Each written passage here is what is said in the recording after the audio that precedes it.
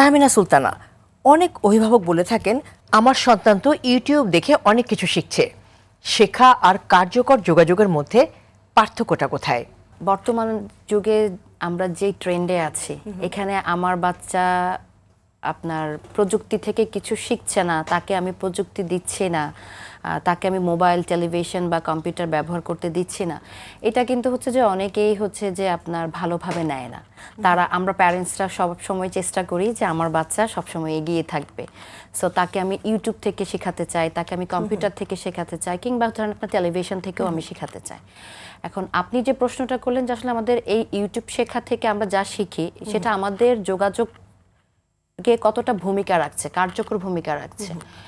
আপনাকে দেখতে হবে যে আপনার বাচ্চা ইউটিউবে কি দেখছে, কি শিখছে, সে যা শিখছে সেটা কি তার বয়স উপযোগী কিনা।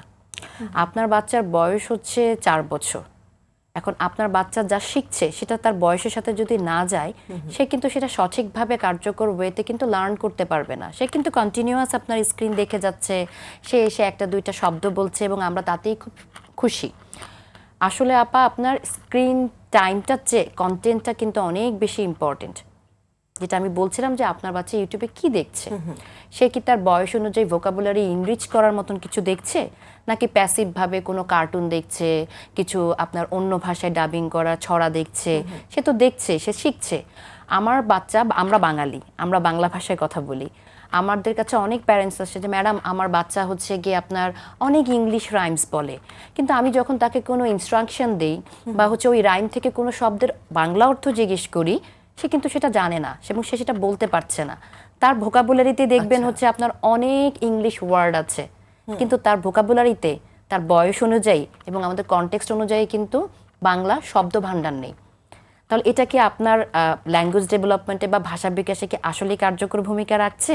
আমরা খুবই হ্যাপি আমার বাচ্চা 5টা 10টা ইংরেজি রাইমস বলছে, ইংরেজি শব্দ বলছে, কিন্তু তখন যখন আমরা তাকে এটার বাংলা অর্থ জিজ্ঞেস করি এবং সেটা সে যখন মিস করে যায়, সেখানেই কিন্তু বোঝা যায় আমার বাচ্চা শিখেছে, কিন্তু বয়স উপযোগী এবং তার যোগাযোগ বা ভোকাবুলারিতে ইনরিচ করার জন্য যে কার্যকর শব্দ বা তার যোগাযোগ দক্ষতা দরকার, সেখানে কিন্তু সে তার সমবয়সী বাচ্চাদের থেকে অনেক পিছিয়ে আছে।